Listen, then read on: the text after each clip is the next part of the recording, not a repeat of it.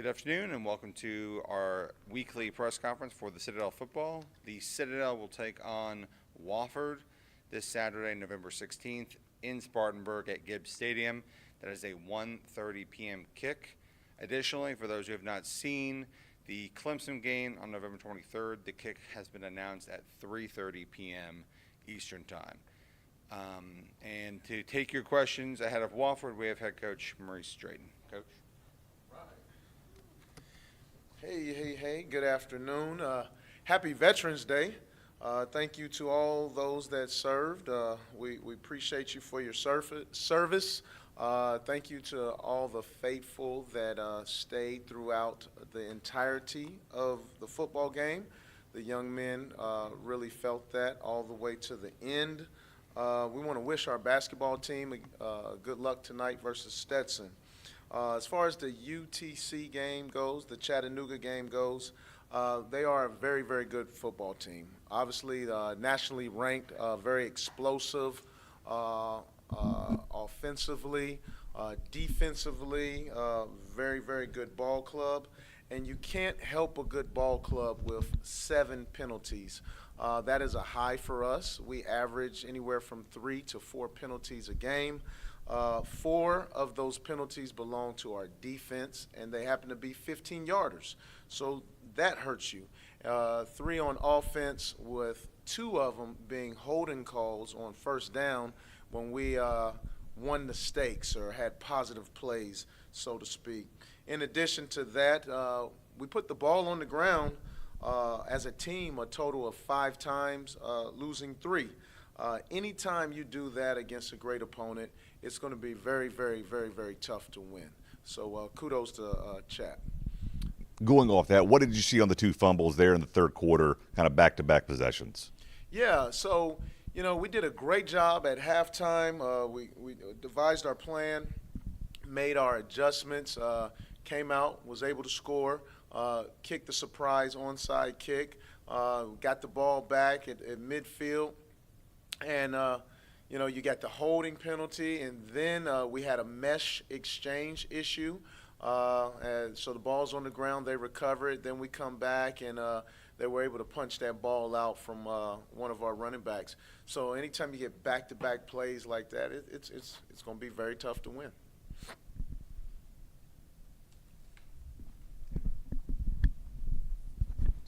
Kind of going off that, I know special teams is your thing. That onside kick, just talk about that for a second, just execution of that. Kind of how often do y'all practice those two? Yeah, so each week we look at what the teams are giving us, and we devise a plan to take advantage of what they're giving us. Their configuration was as such where we knew after we had our first kickoff, if they were not going to adjust, it was an automatic. We were going to do this if we got the look. We got the look. Our guys did not hesitate. But to answer your question, once we devise a plan, it's a week's worth of practice. Now, our specialists, we work on various kicks and trick kicks and things of that nature all the time. So that kick, our kicker has been able to do that. Really, all our specialists, that's part of their arsenal and part of their routine. Obviously, both deviate from it a bit, but Citadel Wofford, traditional option teams, does it give you a little, nice feeling in your heart to see what Army is doing this year? Yeah, I'm very, very, very excited about what our service academies are doing, Army and Navy. I've actually put feelers out. I would like to go visit both those programs while they're in season, and then I would like to go back in the spring. So I'm trying to get in both of those organizations so I can see what they're doing from the inside, in season, as well as after they do their postseason studies. So hopefully we'll get up there in December, maybe check out Army, Navy, and in addition to that.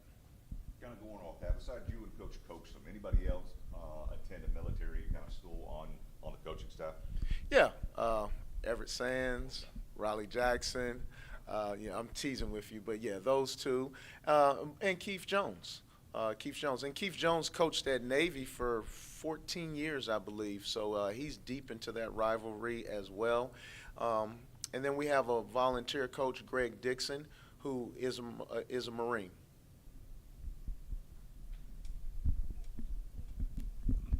it's 14-7 early in the third quarter. You're right there with them. What was kind of the feeling on the sidelines about where you guys were at that point, and then kind of what happened after that besides the turnovers? Yeah, so if we're talking about a feeling and an emotional state, halftime in the locker room, our guys are calm because we have been in that situation before and we've been able to come back and make a game out of it. So everybody was taking the coaching that they were receiving. You get that first touchdown. I kind of talked to you about it post-game. Up until that point, the team was waiting for someone else to make a play. They were being careful. They were scared to go out and fail, so to speak. And when you play in that manner, that's exactly what you're doing. You're failing. So we got a little positive vibes. The guys felt good about what they were doing, but it was too little too late. You can't help a good team with those costly mistakes. You talked about just the Army, Navy offenses. I know you emphasized after the game getting some guys in late in the game just to get people reps. How much do you think about how this offense is going to look next year or future? Because, obviously JB's not going to be here too. Yeah, I think about it all the time. People ask, hey, what are you guys going to run? What are you going to do? We're going to do whatever our players allow us to do. And to me, that's why they call us coach. You're not going to be able to say, hey, he's an air raid guy, he's a defensive guy, he's an offensive guy. No, I'm a football coach. And we teach our players to that point now too. You're a football player who happens to play wide receiver on this play or who happens to play defensive back. So we will assess that in the spring after recruiting, and we're constantly, as coaches, we're constantly studying offenses, nuances, things where we can gain an advantage when you're not going to be the biggest, the fastest, the strongest. So we will do whatever our players allow us to do. Any other offenses you've seen around the league that you've been inspired by this year? Yes, and I wouldn't say offenses as a whole, but there's schemes and there have been plays and nuances that we're keeping a log. Matter of fact, just this morning, Coach Owens and I, we got a text message at the same time from two different people about a play that happened this weekend that we're going to look at and see if it fits us. We're not going to force it, but if it fits us, you'll see it on Saturday. I guess looking at Wofford, what are you seeing out of them? How do you think y'all match up? I know they're coming off a win over Furman. Yeah, Wofford is they're playing lights out right now. They're led by a great coach, Coach Sean Watson. He is a really good coach. Had the opportunity to go against him when he was at University of Louisville and I was at Southern Miss. His defensive coordinator, Jonathan Saxon, I coached him when he was at South Carolina State. So there's a history there. There's a familiarity there with some of the things that they do. I can't say enough good things. His program won 2 games last year, and you see what they're doing now. They have a chance if they can come out on the right side of this thing to have a winning season. And it's our goal to ruin that. We want to sentence them to a non-winning season, and that's in the history books forever. So that is our goal this week. I tell you what, the running back they have, Mr. Ryan Ingram, he's the real deal, 215-pound back. We have to get better with our tackling versus Chattanooga. We had more missed tackles in that game than in the previous weeks. So we have to shore that up. They've played 3 quarterbacks. All 3 of the quarterbacks are very capable. All 3 of the quarterbacks have a different skill set. So that's going to be a challenge in itself to prepare for those quarterbacks. And then you have some wideouts who, if you go back and you look at this game versus Furman, who've made some spectacular catches. I don't know where that came from, but it was unbelievable. So these guys have the ability on offense to put some points on the board. The other thing that's unique, if you go back and look through their schedule, at least 2 games this season, they did not win the majority of the statistical categories, but they found a way to win the ball game, which ties me into their defense. Their defense has done a great job. They have forced 10 fumbles. Okay. In addition to that, they have 12 interceptions and 15 sacks. So they're playing complementary football. And anytime you play complementary football, you have a chance. I know it looked like they limited Furman's run game. I think it was like 50 total rushing yards. Does that restructure what y'all are thinking about doing? I know y'all didn't throw the ball much this past week. I shouldn't have said yeah.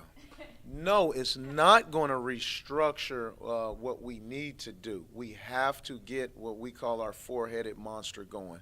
We feel like we have 4 really good running backs that all have a different skill set in themselves, and we want to find that happy medium between the 4 of them and rotate that ball around. And if we can get that going and hold on to the ball security is premium this week, as it is every week. It'll give us an opportunity. When you say they have different skill sets, what are those different skill sets? The quarterbacks? The running backs, sorry. Our running yeah, backs. y'all's. Yeah, so you look at Garrison Johnson. Obviously, he's our big back, short yardage back. When we need to get vertical right now, he fits that skill set because he's bigger. You take Johnny. Johnny is our little scat back who I tell you what, but he runs hard to be a scat back.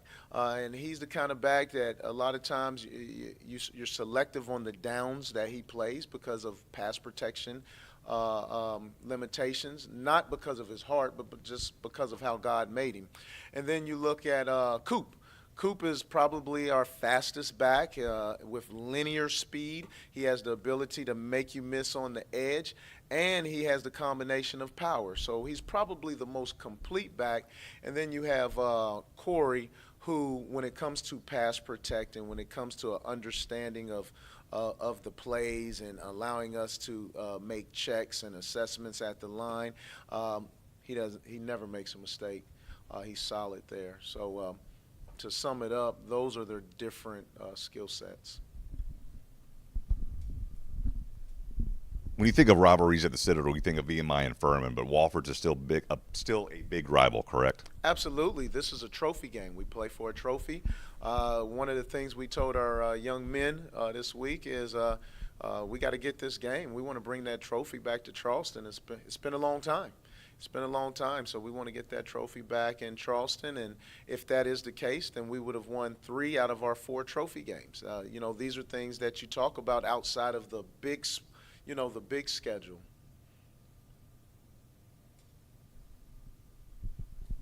What is this trophy? Which trophy is this? Yeah. So we play for a trophy, and it's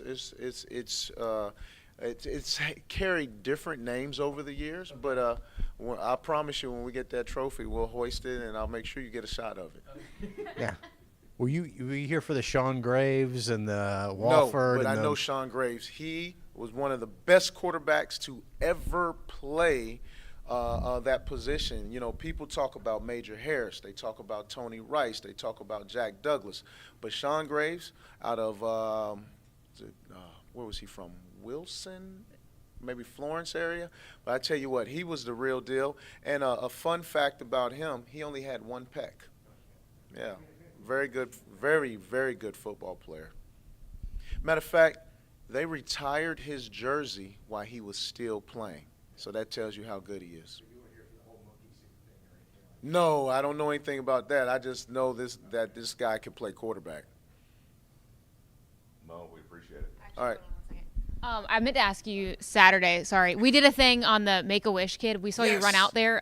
What was your significance of that? Why'd you want to do that? Oh well, I try to keep my family life personal as much as I can, but we have a son who was and still is, even though he's an adult now, pediatric cardiac patient at MUSC. So I hold what they go through near and dear to my heart. We do have a foundation called Montreal's Many Heartbeats, where we receive monies, and in turn we give those to the pediatric cardiac patients' families, because we know what it's like.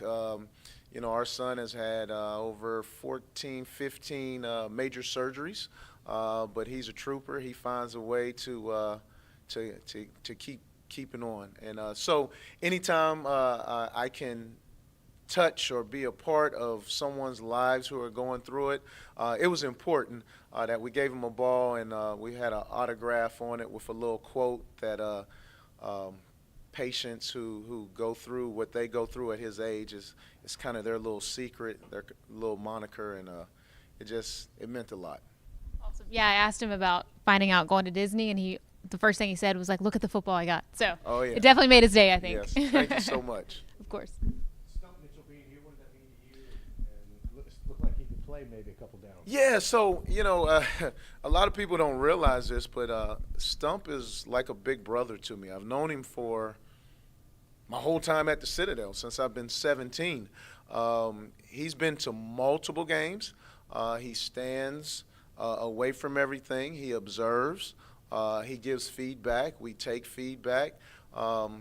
It means everything to have him back so many times in one season.